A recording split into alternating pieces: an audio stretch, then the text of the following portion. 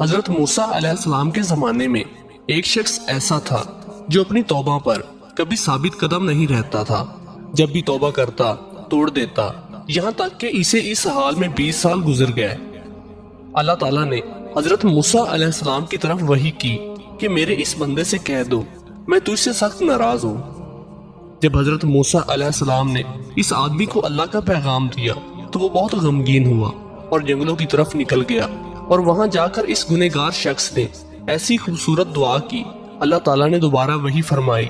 اس شخص نے بارگاہ رب العزت میں عرض کی، اے رب ذوالجلال، تیری رحمت کم ہو گئی یا میرے گناہوں نے تجھے دکھ دیا؟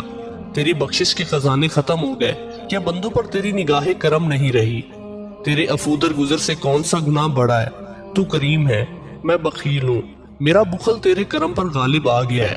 اگر تو نے اپنے بندوں کو اپنی رحمت سے محروم کر دیا تو وہ کس کے دروازے پر جائیں گے؟ اگر تو نے دہتکار دیا تو وہ کہاں جائیں گے؟ اے رب قادر، اگر تیری بخشش کم ہو گئی اور میرے لیے عذاب ہی رہ گیا ہے تو تمام گنہگاروں کا عذاب مجھے دے دے، میں ان پر اپنی جان قربان کرتا ہوں۔